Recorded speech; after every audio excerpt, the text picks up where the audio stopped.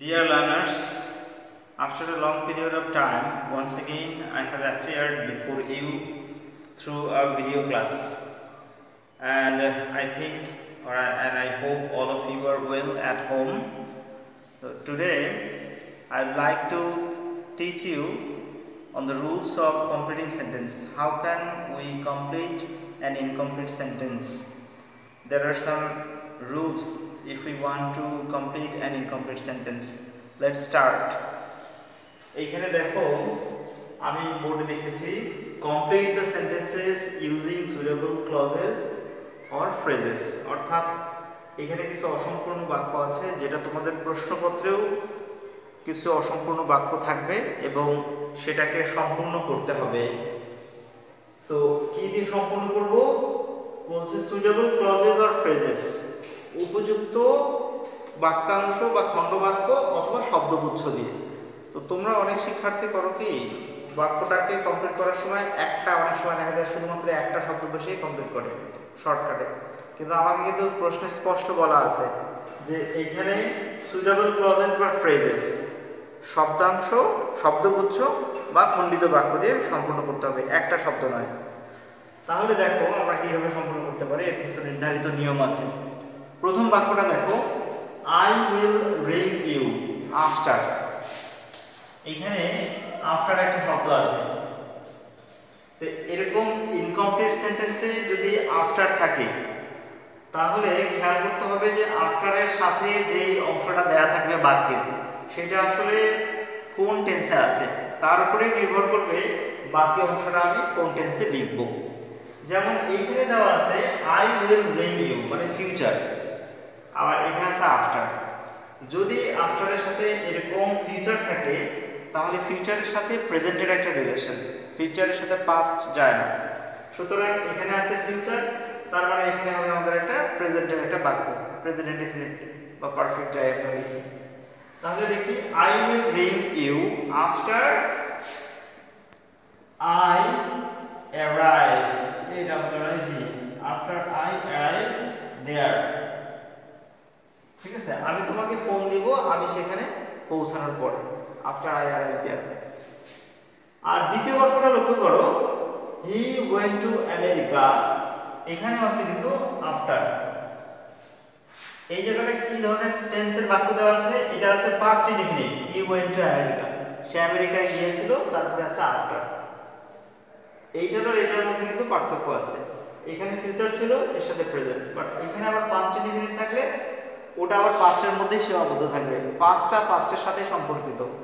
অর্থাৎ এইখানে যখন মধ্যবর্তী জায়গায় আফটার থাকে এবং সেখানে দেখা যায় যে পাস্ট ইনডিফিনিট থাকে, তখন বোঝা যায় যে অতীতকালে দুইটা সংঘটিত কাজের মধ্যে অপেক্ষাকৃত একটা আগে বা পরের একটা ব্যাপার থাকে। তো যেইটা পরে হয়েছিল সেইটার ক্ষেত্রে পাস্ট পারফেক্ট হয়, আর যেটা একটু আগে হয়েছিল সেটা পাস্ট ইনডিফিনিট হয়।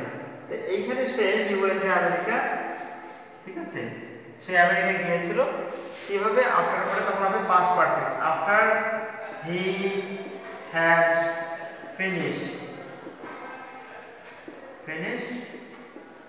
স্কুল, সে বিদ্যালয়টা সমাপ্ত করার পরে তারপরে সে আমেরিকায় গিয়েছিল। তো এইখানে যে আমি আফটারটা লিখেছি এইরকম আফটার বাক্যের শুরুতেও থাকতে পারে। দেখা গেল এইখানে আফটার আছে, আফটার বা এই পার্টটা আগে থাকলো, আফটার আই অ্যারাইভ দেয়ার, তখন আমাদেরকে কি করতে হবে, এই অংশটা লিখতে হবে আই উইল ব্রিং ইউ। অর্থাৎ প্রেজেন্ট এবং ফিউচারের সাথে যে সম্পর্কিত সেই আফটারটা মধ্যবর্তী জায়গায় বা বাক্যের শুরুতেও থাকতে পারে। এখন যেটা একটা অংশ দেওয়া থাকবে আর একটা অংশ দিয়ে লিখবো, যদি ফিউচারের সাথে থাকে এরকম অবস্থায় তাহলে প্রেজেন্ট লিখবো, আবার শুরুতে আফটার দিয়ে যদি প্রেজেন্ট থাকে তাহলে ফিউচার পার্টটা লিখবো। কিন্তু যখন দুটো কাজ একই সাথে সংঘটিত হয়েছিল অতীতকালে এরকম বুঝিয়ে আফটার মধ্যবর্তী জায়গায় বলবে, তখন দেখা যায় একটা পাস্ট ইনডিফিনিট আর একটা পাস্ট পারফেক্টই হবে, অর্থাৎ আফটারের পরে পাস্ট পারফেক্ট হবে আর আগের অংশটা পাস্ট ইনডিফিনিট হবে। এইরকম আফটারের সাথে আর একটা শব্দ আছে বিফোর। বিফোরটাও কিন্তু এই আফটারের নিয়মের মতোই। এইখানে দেখো এই নিয়মটার মতো এখানেও বিফোর, প্রেজেন্টের সাথে ফিউচারের সম্পর্ক, যে আই শ্যাল কল ইউ, আমি তোমাকে ডেকে নেব বিফোর ইউ রিচ দেয়ার বললাম, বিফোর ইউ রিচ দেয়ার, সেখানে পৌঁছানোর পূর্বে আমি তোমাকে ডেকে দেবো। আর এই জায়গাটা খেয়াল করো, চতুর্থ বাক্য বিফোরটা মধ্যবর্তী জায়গায় আছে এবং এর সামনের অংশ যে অংশটা দেয়া আছে complete, Mita had completed her lessons, Mita তার লেখাপড়া বা পড়াগুলো সম্পূর্ণ করেছিল বিফোর পূর্বে ড্যাশ, অর্থাৎ অতীতকালে দুইটা কাজ সংঘটিত হয়েছিল, একটা আগে বা একটা পরে বুঝিয়েছিল, সেই ক্ষেত্রে বিফোর আফটারের প্রয়োগ। তখন এরা কি হয়, মধ্যবর্তী জায়গায় বসে। আর মধ্যবর্তী জায়গায় যখন বিফোর আফটার বসে তখন দেখা যায় বিফোরের আগের অংশটা পাস্ট পারফেক্ট হয়, পরেরটা পাস্ট ইনডেফিনিট, এবং আফটারের পরের অংশটা পাস্ট পারফেক্ট, পূর্বেরটা পাস্ট ইনডেফিনিট। অর্থাৎ বিফোরের আগে আফটারের পরে পাস্ট পারফেক্ট আর অন্য দুটি অংশ পাস্ট ইনডেফিনিট। যখন দুটি কাজের সাথে তুলনা করা হয় ওদের সাথে একই সঙ্গে সংঘটিত হয়েছিল এরকম কাজের ক্ষেত্রে, আর অন্যান্য ক্ষেত্রে প্রেজেন্ট বা ফিউচারের সাথে সম্পর্কিত বিফোর আফটার। তাহলে এখানে আমরা পাস্ট ইনডেফিনিটের একটা বাক্য লিখব, Mita had completed her lessons, Mita তার লেখাপড়া বা পড়াগুলো সম্পন্ন করেছিল before she went to bed, সে ঘুমোতে যাওয়ার আগে এটা সম্পন্ন করেছিল। ওকে, নেক্সট বাক্য দেখো, দো দ্য ম্যান ইজ এডুকেটেড। এইখানে ইনকমপ্লিট সেন্টেন্সটা দো দিয়ে শুরু হয়েছে, এখানে দো বা অলদো যে কোনো একটা দিয়ে শুরু হতে পারে। দো বা অলদো কথাটার অর্থ হলো যদিও। দো দ্য ম্যান ইজ এডুকেটেড, অর্থাৎ এখানে দো বা অলদো থাকবে, তারপরে এই জায়গাটায় যেই কথাটা থাকবে একটা কন্ট্রাস্টিং ক্লজ থাকবে, দো বা although contrasting clause main clause, অথবা দো বা although main clause contrasting clause. অর্থাৎ দো অলদোর সাথে যে অংশটা থাকবে সেইটা যা বলবে তার পরবর্তী অংশ আমরা যেটা লিখব সেটা কিন্তু ওর সাথে একটা বিপরীত ধর্মী একটা কিছু হবে। এখানে বলেছি যে দো দ্য ম্যান ইজ এডুকেটেড, যদিও লোকটি শিক্ষিত। তাহলে শিক্ষিত হলে তো মানুষটা আচার আচরণের দিক থেকে বা অন্য কোনো দিক থেকে একটা পজিটিভ একটা সাইড হওয়া উচিত, কিন্তু দেখা যাবে সেটা না হয় একটা বিপরীত কিছু হয়েছে। তাহলে আমরা একটা বিপরীত ধর্মী কিছু লিখব, যদিও লোকটি শিক্ষিত, he is not well behaved, সেই লোকটা কি ভালো আচরণ সম্পন্ন নয়, ইজ নট ওয়েল বিহেভড। এখন এখানে দেখো আমি প্রেজেন্ট লিখেছি, কাজে এই পার্টটাও প্রেজেন্ট হয়েছে। এইটা কিন্তু আমার মাথায় রাখতে হবে কম্পিউটিং এর ক্ষেত্রে। বেশিরভাগ ক্ষেত্রেই যেটা হয় যে প্রেজেন্টের সাথে প্রেজেন্ট সম্পর্কিত, এই পার্টটা পাস্ট হলে এটাও এর সাথে একটা পাস্টের কথা লিখতাম আমরা। তো এইটা ছিল বাকি শুরুতে। মধ্যবর্তী জায়গাতেও দো বা অলদো থাকতে পারে, এইখানে যেমন যে হি ইজ মাইজার, সে কৃপণ, এটা মেইন ক্লজ, দো অলদো, তাহলে এখানে একটা কন্ট্রাস্টিং ক্লজ আমরা লিখে দেব, দো বা although sorry he is miser although he is rich, সে কৃপণ যদিও সে ধনী। ঠিক আছে, তার মানে দো বা অলদো থাকলে একটা মেইন ক্লজ আর একটা কন্ট্রাস্টিং ক্লজ, অর্থাৎ এর সাথে তুলনামূলক একটা বিপরীত ধর্মী একটা কিছু হবে। তারপরে দেখো কি লিখেছি আর একটা বাক্য, as it is raining, as, অথবা এখানে সিন্সও থাকতে পারে। সিন্স বা অ্যাজ মানে হচ্ছে কারণ বা যেহেতু। তো অ্যাজ ইট ইজ রেইনিং, যেহেতু এটা বৃষ্টি হয়, বৃষ্টি হচ্ছে, তার মানে এখানে সিন্স বা অ্যাজ এর পরবর্তীতে একটা অলরেডি নোন ক্লজ বা প্রবাবল রিজন একটা ক্লজ, যেই বিষয়টা হয়তো ইতিমধ্যে জানা হয়ে গেছে, জানি একটা বিষয়, অথবা সম্ভাব্য একটা কারণ বিষয়ক একটা বাক্যাংশ থাকবে। যদি এরকম থাকে তাহলে পরবর্তী অংশটাতে আমাদেরকে কি করতে হবে, এর সাথে সঙ্গতিপূর্ণ রেখে আর একটা মেইন ক্লজ আমাকে লিখতে হবে। যে অ্যাজ ইট ইজ রেইনিং, যেহেতু এটা বৃষ্টি হচ্ছে, তাহলে আমরা কি হতে পারে যে we will have to stay at home, তাহলে আমরা কি করব, আমরা হয়তো বাসায় অবস্থান করব। As it is raining, we will have to stay at home. Present এর সাথে আমরা ফিউচার আমরা বলেছি যে প্রেজেন্টের সাথে ফিউচারের কিন্তু একটা রিলেশন অথবা প্রেজেন্ট হয়, বাট পাস্ট হলে কিন্তু আমরা পাস্টে একটা কথা লিখতাম। এটা দেখো এসটা আমাদের শুরুতে ছিল, আবার এখানে এসটা মধ্যবর্তী অংশে আছে, এর এইভাবেই থাকতে পারে শুরুতে বা মাঝখানে। she may need some help, তার কিছু সাহায্যের প্রয়োজন হতে পারে, যেহেতু কারণ she is new here। একটা কথা লিখলাম আর কি, সংক্ষেপে কোনো একটা কথা লিখলাম, অন্য যে কোনো একটা কথা তোমরা লিখতে পারো যে she may need some help, তার কিছু সাহায্যের প্রয়োজন হতে পারে, as she is new। Present সাথে ফিউচার অথবা মোডালের সাথে প্রেজেন্ট, কারণ মোডালটাও কিন্তু সব একই রকম, প্রেজেন্টের অর্থই কিন্তু মিন করে বেশি আর কি। তো এরকম এখানে আমরা যদি সিন্স দিয়ে লিখতাম তাও একই অবস্থা হতো, since it is raining will have to stay at home, অথবা she may need some help since she is new here। এখন দেখো এখানে আমরা প্রেজেন্ট ফিউচার বা মোডাল প্রেজেন্টের সম্পর্ক দেখালাম, কিন্তু সিন্সের আবার আলাদা একটা ধরনের নিয়ম আছে, সেটা হলো বাক্যটা আমি লিখি তাহলে বিষয়টা দেখতে পাবে। এটা বিফোর আফটারের মতো অনেকটা, সেন্সের যে আরেকটা অংশ যে নিয়মটা আছে সেটা হলো, যেমন আমরা এখন লিখছি যে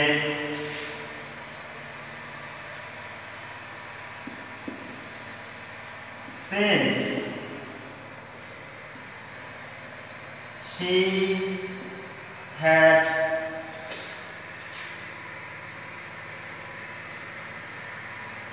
had passed the exam, এইটুকু আমরা লিখলাম since she had passed the exam, বাকিটা ইনকমপ্লিট। এইরকম কথা দেখো, এই পার্টটা কিন্তু পাস্ট পারফেক্ট, তার মানে এটা বোঝা যাচ্ছে যে অতীতকালে দুইটা ঘটনা সংঘটিত হয়েছিল এবং সেই ক্ষেত্রে তুলনামূলক অর্থে বা একটার প্রেক্ষিতে আরেকটা এরকম যখন হয়, যে বিফোর আফটারের ক্ষেত্রে আমরা যে বিষয়টা বলেছিলাম, এই সেন্সের ক্ষেত্রেও ঘটনাটা একই রকম, সেটা সেন্স শুরুতে থাক অথবা বাক্যের মধ্যবর্তী অংশে থাক। যদি থাকে তাহলে দেখতে হবে যে সেন্সের সাথে যে পার্টটা দেওয়া আছে সেটা কোন টেন্সের। এই ক্ষেত্রে অতীতকালে সংঘটিত দুটো কাজ, সেই ক্ষেত্রে সেন্সের সাথে সম্পর্ক হচ্ছে পাস্ট ইনডিফিনিট আর পাস্ট পারফেক্টের, অর্থাৎ সেন্সের সাথে যদি পাস্ট পারফেক্ট দেওয়া থাকে তার মানে এটা আমাদের পাস্ট ইনডিফিনিট হবে। আবার সেন্স যদি মধ্যবর্তী জায়গাতেও থাকে, দেখা গেল যে এখানে পাস্ট ইনডিফিনিট আছে, তাহলে পরেরটা হবে past perfect.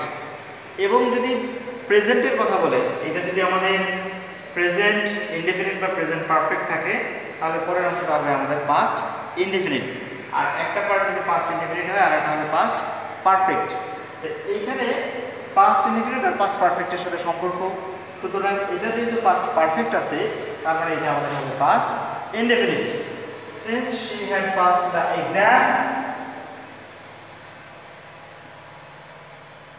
she was greeted, তাকে অভিনন্দন জানানো হয়েছিল। আর যদি আমরা ওরকম তুলনা, অতীতের ক্ষেত্রে তুলনা না বুঝিয়ে প্রেজেন্টের এর সাথে এরকম একটা বিষয়ের তুলনা করি, তাহলে দেখো যে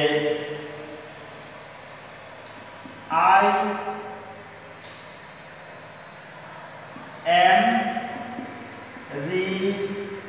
rewarded since, ঠিক আছে, I am rewarded, আমি পুরস্কৃত হই, since যেহেতু কি, যেহেতু I have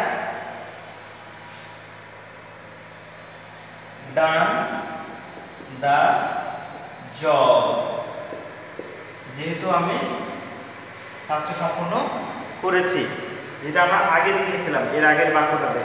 আর এরকম অতীতের সাথে সম্পর্কিত হলে পাস্ট ইনডিফিনিট পাস্ট পারফেক্ট, অথবা present indefinite past indefinite.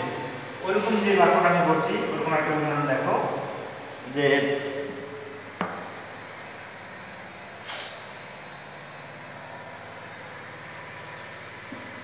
it was many years since, বললাম যে এটা অনেক দিন পেরিয়ে গিয়েছিল, since মধ্যবর্তী জায়গায় আছে, এখানে ছিল পাস্ট পারফেক্ট, পাস্ট ইনডিফিনিট লিখেছিলাম, আর এই জায়গাটা আছে আমাদের পাস্ট ইনডিফিনিট, আর এখানে আমরা পাস্ট পারফেক্ট লিখব। It was many years since we had met. Sorry, মধ্যবর্তী জায়গায় এটা শুরুতে ছিল, শুরুতে থাকলেও যে অবস্থা, মধ্যবর্তী থাকলেও ওই একই অবস্থা, পাস্ট ইনডিফিনিট পাস্ট পারফেক্ট। ঠিক আছে,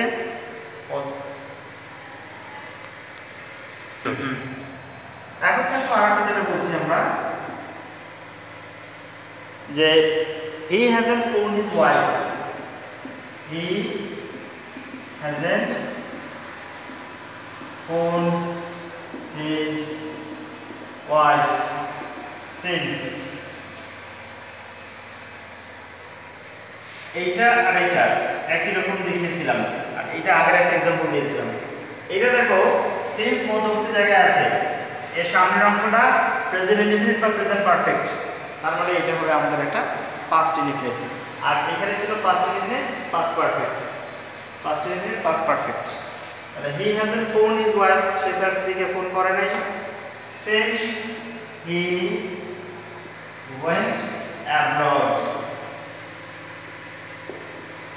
যেদিন থেকে সে বিদেশে গিয়েছিল তখন থেকে সে তার স্ত্রীর সাথে যোগাযোগ করে নাই। প্রেজেন্ট ইনডিফিনিট বা পারফেক্ট, পাস্ট ইনডিফিনিট। তো আমরা আজকে এই কয়টা কমপ্লিটিং সেন্টেন্সের নিয়ম করলাম, আগামী ক্লাসে আরও কিছু কমপ্লিটিং সেন্টেন্স করাবো। আজকে যেগুলো করলাম সেগুলো তোমরা তোমাদের বাসায় যে অনুশীলন বই আছে সেখান থেকে আরও বেশি উদাহরণ, এরকম নিয়মের কিছু উদাহরণ আরও আছে অনেক অনেক, এগুলো আরও তোমরা অনুশীলন করবে। তাহলে কমপ্লিটিং সেন্টেন্সগুলো রুলসের সাথে সাথে নিজের আইডিয়াটাকেও একটু গ্রো করতে হবে, কারণ এগুলো আসলে নির্দিষ্ট কোনো বাক্য নাই যে এই বাক্যটাই অ্যাকচুয়ালি আসবে, নিয়ম আসবে বাট এরকম বাক্য আসবে না। সেই কারণে এটা অনুশীলনের উপরেই এটার পারার সম্ভাবনা বেশি থাকে। তো সবাইকে ধন্যবাদ, আগামী ক্লাসে আবার তোমাদের সাথে আমার দেখা হবে। আজকের মতো এইটুকুই।